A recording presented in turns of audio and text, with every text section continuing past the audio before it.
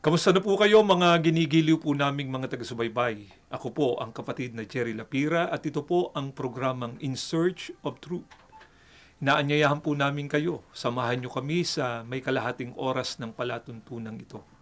Sa unang bahagi po ng ating programa ay pakinggan at panoorin natin ang aming isinagawang interview sa isa naming kapatid sa Iglesia ni Cristo na dating masiglang kaanib sa Iglesia Katolika, pero ngayon ay isang masiglang may tungkulin na sa Iglesia ni Cristo diyan po sa lokal ng Skyline sa Distrito Eklesyastiko ng Kamanaba.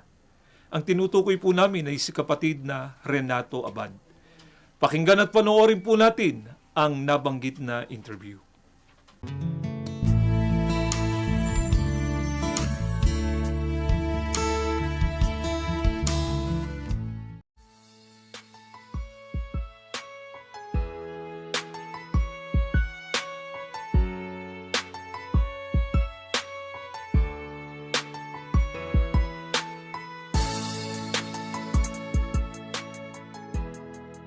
Magandang araw po.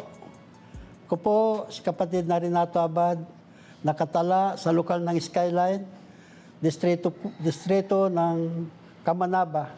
Ako po ay isang may tungkulin sa Iglesia ni Cristo, isang diakono po at saka katiwala ng ilaw ng kaligtasan. Ako po ay 73 years old na po sa ngayon. Ako po ay sa kasalukuyan ng hanap buhay po namin ngayon ay sa pamamagitan po ng scrap carton. Bago po ako kaanib sa Iglesia ni Cristo, ako ay isang Katoliko na yun po kasi ang aming pong nagkagisingan na mula sa aking mga lola at hanggang sa aking mga magulang, kami po ay nagising sa ganong relihiyon. Kaya doon po kami nagsipaglaki hanggang sa kami ay nakapag-asawa na naging Katoliko pa rin kami.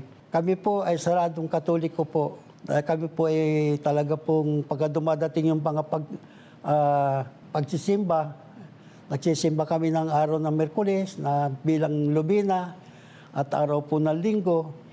At mayroon pa rin pong Biyernes na pagka kami pumupunta po ng Quiapo. Ganon po kami kasigla doon. Nung kami po ay Katoliko po kami. At ang alam namin, pagka kami nagsisimba, makakarating kami doon sa langit. Para po mabanal po kami.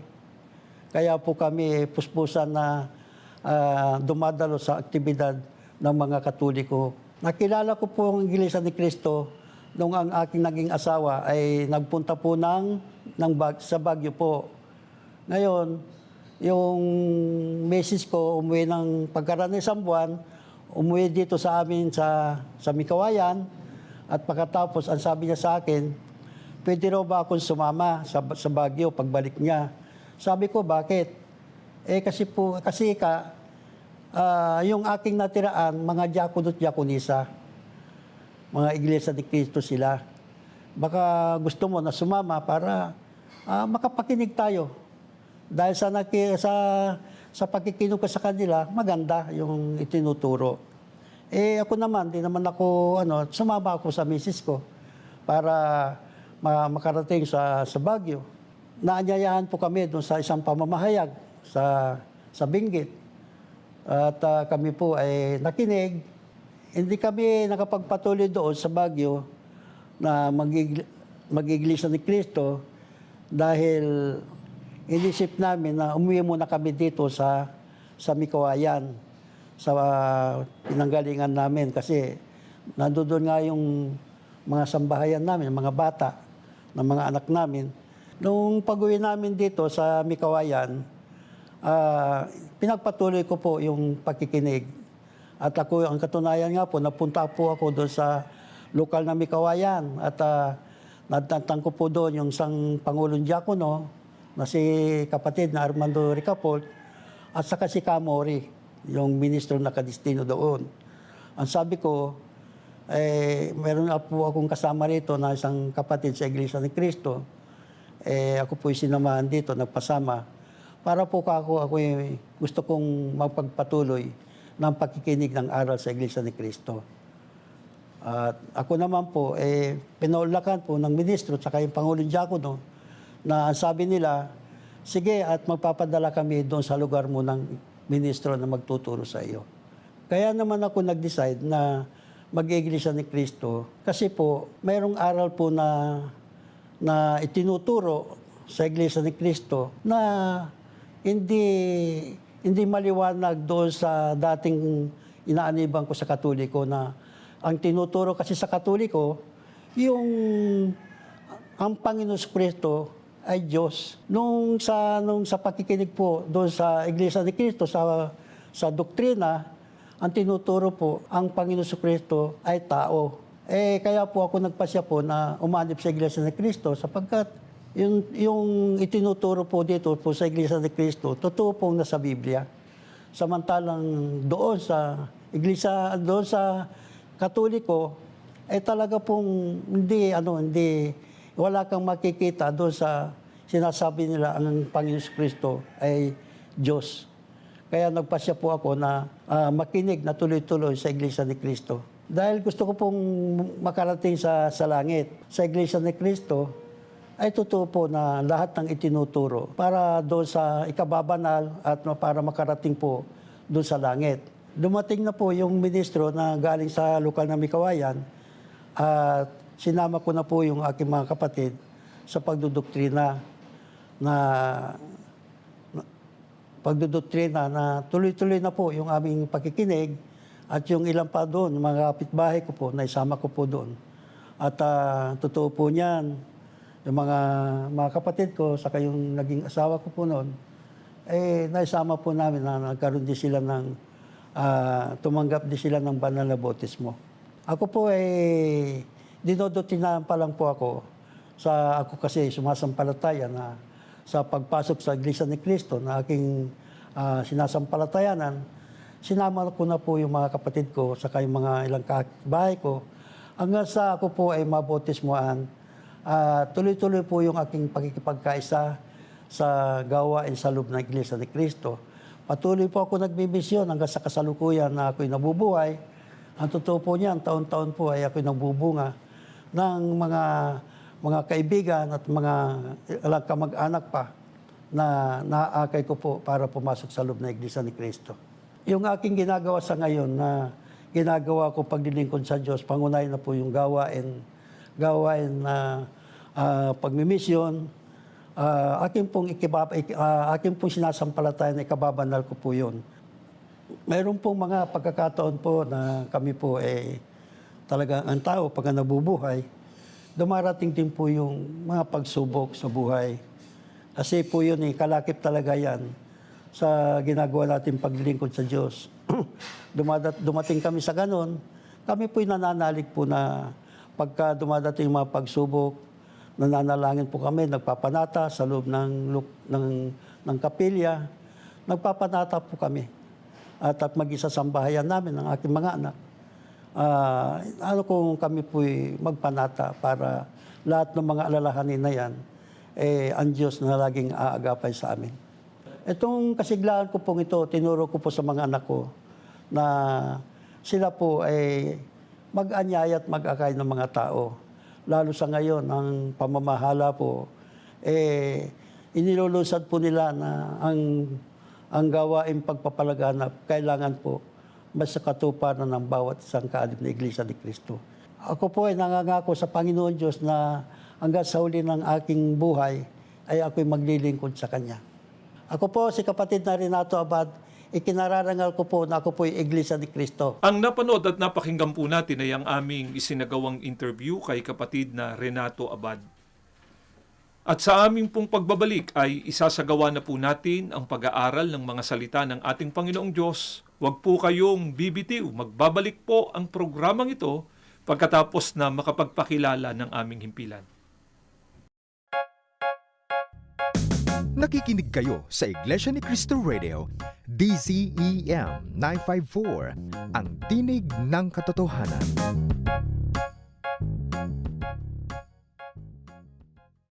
Nagbabalik po ang programang ito, ang In Search of Truth. At sa pagkakataong ito ay binabati po namin ang lahat ng aming mga kapatid sa Iglesia ni Cristo na nasa iba't ibang panig ng mundo. Gayon din po yung mga panayan na sumusubaybay sa palatuntunan ito. Partikular din po na binabati namin ang sambahayan ni kapatid na Renato Abad. Si kapatid na Renato po, gaya ng kanyang binanggit kanina, siya'y dating masiglang kaanib sa Iglesia Katolika.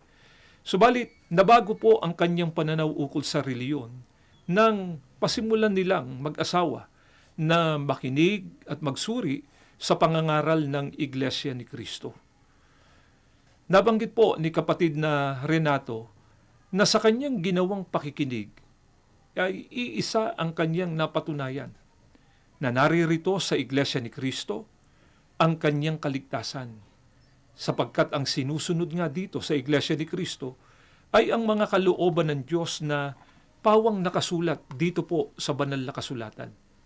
Kaya hindi po siya nasapatan na siya lamang ang makaunawa at makapakinig ng mga katotohanan ng aral dito sa Iglesia ni Cristo, kundi ginawa po niya ng buong pagmamalasakit na maimbitahan din ang kanyang mga mahal sa buhay na makinig sa pangangaral ng Iglesia ni Cristo.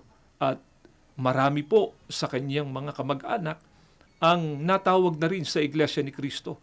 At hanggang ngayon na siya ay may tungkulin sa ilaw ng kaligtasan sa kanilang lokal, lalo niyang pinag-ibayo, pinagbuti ang pamamahagi ng kanyang pananampalataya sa kanyang kapwa-tao.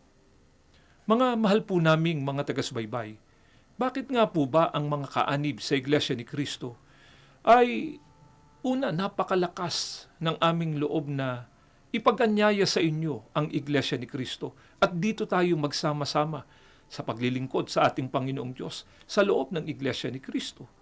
Sapagkat ang aming pong naunawaan at lubos na sinampalatayanan, na batay sa mga katotohanang nakasulat dito sa Biblia, naririto po ang kaligtasan ng tao sa loob ng Iglesia ni Cristo.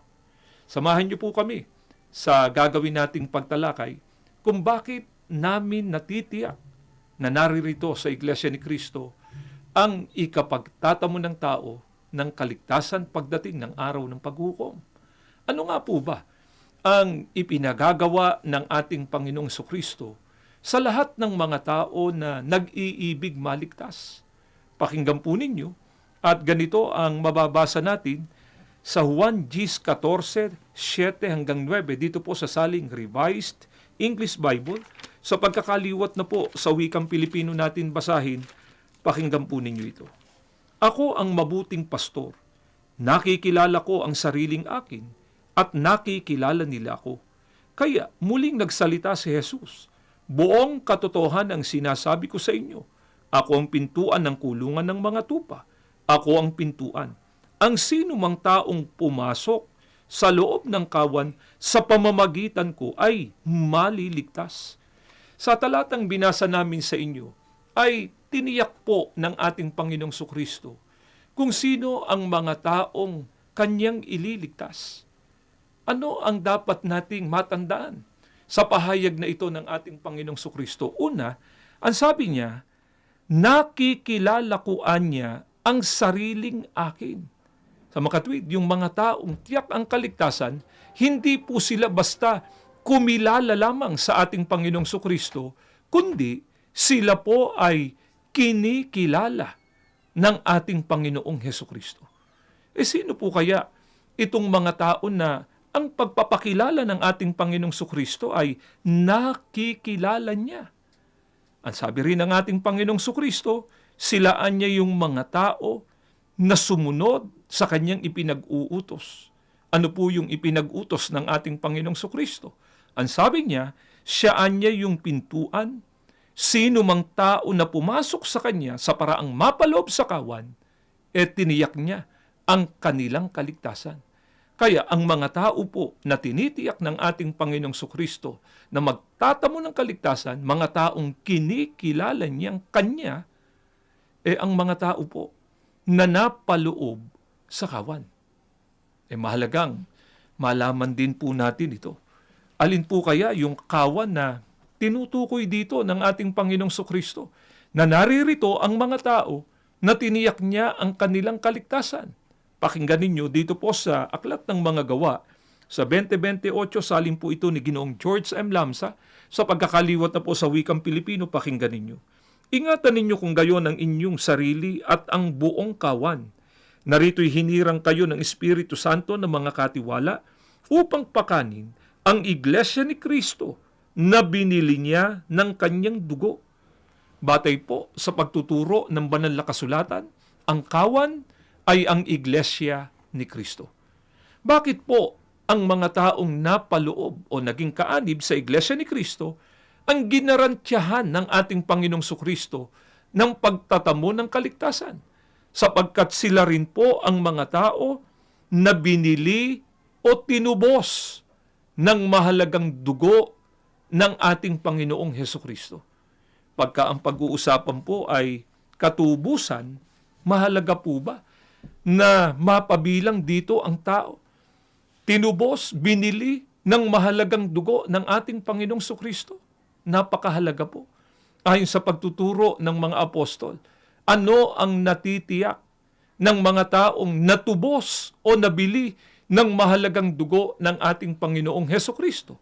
Pakinggan po ninyo dito po sa Roma, sa 5, 8 hanggang 9, ay ganito ang pagtuturo sa atin ni Apostol Pablo. Pakinggan po ninyo ito. Ngunit ipinadama ng Diyos ang kanyang pag-ibig sa atin nang mamatay si Kristo para sa atin noong tayo'y makasalanan pa. At ngayong napawalang sala na tayo sa pamamagitan ng kanyang dugo, lalo nang tiyak na maliligtas tayo sa puot ng Diyos sa pamamagitan niya. Ang mga tao po na natubos ng mahalagang dugo ng ating Panginoong Sukristo, gaya ng ipinahayag ni Apostol Pablo, napawalang sala na anya sila sa kanilang mga nagawang kasalanan. Mahalaga po ba na mapawalang sala ang tao sa kanyang nagawang kasalanan? Napakahalaga po. Sa marami na nating pag-aaral, ang kasalanan, ang dahilan kung bakit ang tao ay nalayo sa Diyos. Ang kasalanan din ang dahilan kung bakit tinakdaan ng ating Panginoong Diyos ang tao ng kamatayan. At kung alin yung kamatayan na siyang ganap na kabayaran ng kasalanang nagawa ng tao, ibubulid ang tao doon sa dagat-dagatang apoy ng pagtuturo ng Biblia ay ikalawang kamatayan. Ang mga tao po na napatawad na sa kanilang mga kasalanan sapagkat natubos na sila o nabili ng mahalagang dugo ng ating Panginoong Sukristo, ang sabi ni Apostol Pablo, tiyak na ang kanilang kaligtasan. Ito po ang dahilan, mga kaibigan, kung bakit si kapatid na Renato at ang napakaraming mga kaanib sa Iglesia ni Kristo, sa pangunguna nga po ng aming tagapamahalang pangkalahatan, ng kapatid na Eduardo B. Manalo, ay ibinabahagi namin sa lahat ng mga tao, sa lahat ng mabibisang kaparaanan, ang mga katotohanan ito na amin pong nalaman at naunawaan. Kaya, katulad ni kapatid na Renato, dati siyang Katoliko, iniwan niya yung kanyang pagiging Katoliko at pumasok siya sa Iglesia ni Kristo. At ngayong kaanib na siya sa Iglesia ni Kristo, hindi siya nasasapatan na siya lang yung nakaalam ng katotohanan ito, kundi buong pagmamalasakit at buong kasiglahan na ginagawa niya na ipamahagi ito sa mga tao na kanyang kakilala. Ngayon, maaaring sabihin po nung iba, naglilingkod din naman po kami. Hindi po ba ang mahalaga lamang ay ang tao ay naglilingkod sa ating Panginoong Diyos? Ang tanong, mga kaibigan, matatamo kaya ng tao ang kaligtasan kung sila'y naglilingkod din naman pero wala naman sila sa loob ng tunay na Iglesia ni Kristo? Hayaan nating Biblia po ang sumagot. Dito po sa unang Juan, sa 2 ang talata po'y 4, dito po sa saling The Living Bible, sa pagkakaliwat na ito sa wikang Pilipino natin basahin, pakinggan ninyo ito. Maaring sabihin ng isang tao, ako ay isang Kristiyano. Ako ay nasa daan patungo sa langit. Ako ay na kay Kristo. Ngunit, kung hindi naman niya ginagawa ang iniuutos sa kanya ni Kristo na gawin niya, siya'y isang sinungaling. Ayon po kay Apostol Juan, ang mga tunay na Kristiyano, pagka po kasi sinabing Kristiyano, mga taong tagasunod ng ating Panginoong Sokristo. Ang mga tunay na tagasunod ng ating Panginoong Sokristo, sinunod-an niya kung ano yung itinuro ng ating Panginoong Sokristo. Pinag-aralan na po natin ang itinuro ng ating Panginoong Sokristo na dapat gawin ng tao, dapat na pumasok sa loob ng Iglesia ni Kristo. Paano kung wala nga ang tao sa loob ng tunay na Iglesia ni Kristo? Hindi niya ginawa yung pagsunod sa sinabi ng ating Panginoong Sokristo. Tiniyak ni Apostol Juan, yun anyang mga tao na nagsasabing sila raw ay di umano'y Kristiyano. Nasa daan na daw sila patungo sa langit. Sila raw ay kay Kristo na. Ngunit, hindi naman nila ginagawa ang ipinagagawa ng ating Panginoong Sokristo. Ang tawag sa kanila ni Apostol Juan ay isaan niyang sinungaling. Alam natin, ang bahagi ng sinungaling hindi po sa langit, hindi po doon sa bayang banal. Kundi ang bahagi ng mga sinungaling ay doon po sa dagat-dagatang apoy. Paano pa po pinatunayan ng mga apostol na ang anumang paglilingkod na gagawin ng tao sa labas ng Iglesia ni Kristo, hindi niya ikapagtatamo ng kaligtasan? Pakinggan ninyo. At ganito ang pagtuturo sa atin ni Apostol Pablo sa kanyang sulat sa mga Kristiyanong taga-Efeso sa 2 ang talatay 12. Pakinggan natin ito. Hiwalay kayo noon kay Kristo at hindi kabilang sa Israel. Wala kayong bahagi sa tipan at pangako ng Diyos sa kanila. Wala kayong Diyos o pag-asa sa kaligtasan. Ano po ang napakasamang kalagayan ng mga taong hiwalay sa ating Panginoong Hesukristo?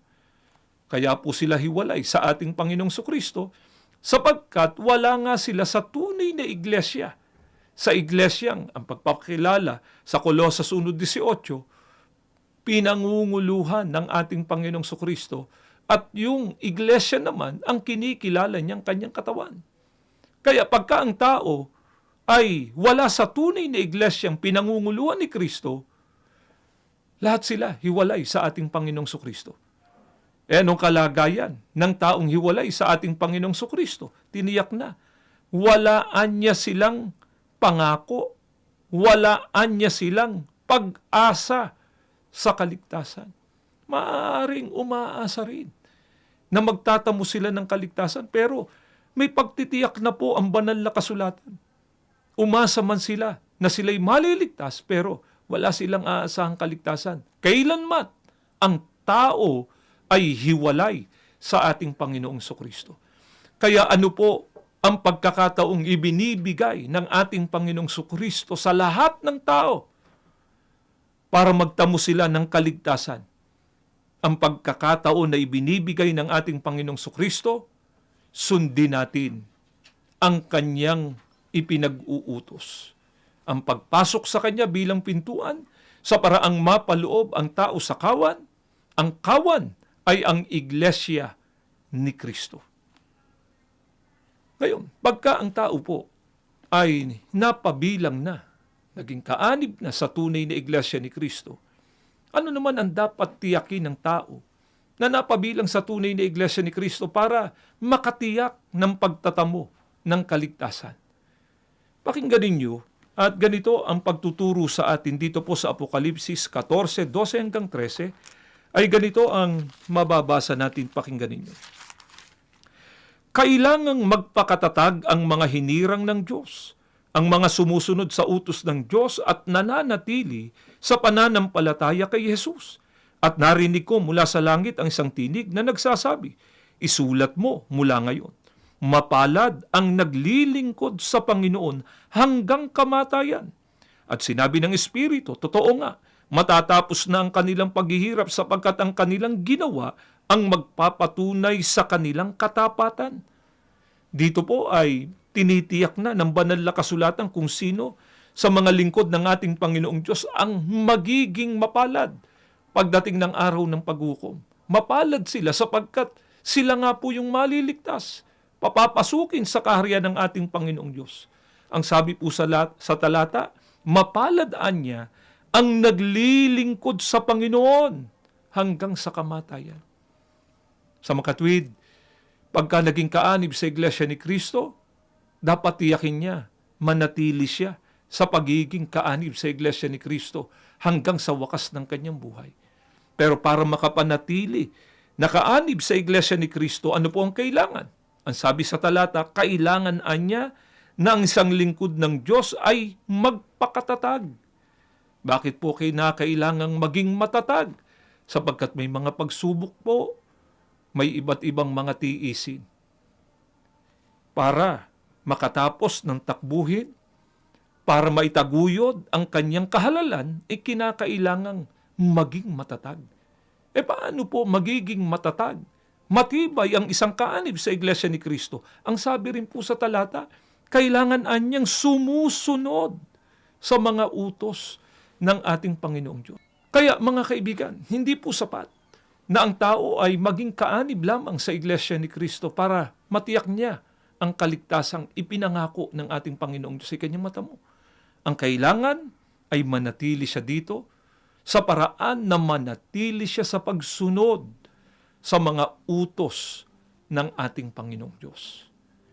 Ito po ang dahilan kung bakit ang mga kaanib sa Iglesia ni Kristo sa gitna ng iba't ibang mga tiisin, mga pagsubok na pinagdaraanan, hindi po kumukupas ang kanilang kasiglahan sa kanilang ginagawang mga paglilingkod sa ating Panginoong Diyos. Manapa, lalong pinagbubuti, lalong pinasisigla ang mga paglilingkod sa ating Panginoong Diyos sapagkat natitiyak nga po namin na ang pananatili namin sa pagsunod sa mga kalooban ng Diyos, ito ang ikatitiyak namin ng pagtatamo ng kaligtasan.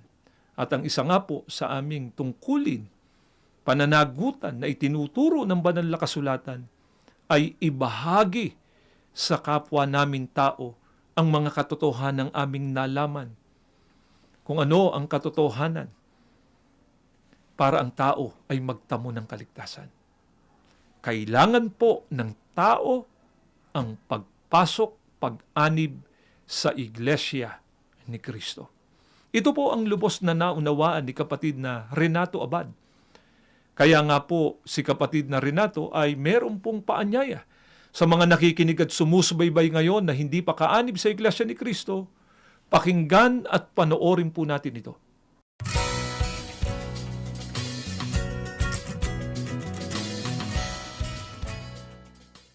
Ako po sa mga kababayan ko o kaya sa mga aking mga kamag-anak at ang mga kaibigan ko na hindi pa namin kapananampalataya, magsuri po kayo sa aral sa loob na itinuturo sa loob na Iglesia ni Kristo para malaman niyo po ang katotohanan sa kaligtasan.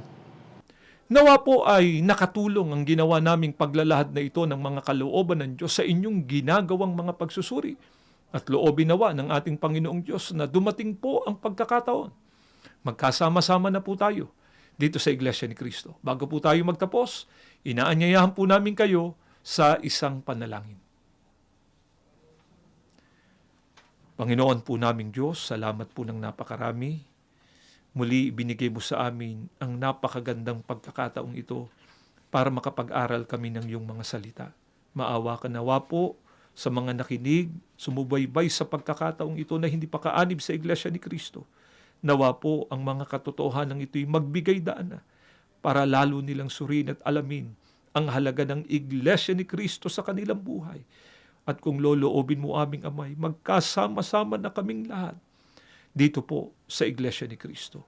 Panginoong Jesucristo, lumalapit po kami sa iyo. Kaawaan mo kaming ipamagitan sa Ama. Ipakiusap na pagpalain at tulungan kami na lahat na iyong mga hinirang makapamalagi sa aming banal na kahalalan. Ama, sa muli naming paglapit sa iyo, hindi namin nakakalimutang ipanalangin ang kapatid na Eduardo B. Manalo. Patuloy na ingatan ang aming pinakamamahal na kapatid. Alang-alang po sa ginagawa nilang pangunguna sa kabuuan ng iyong banal na iglesia. Ang lahat inihiling na po namin sa pangalan po ng aming tagapagligtas na si Kristo Jesus. Amen.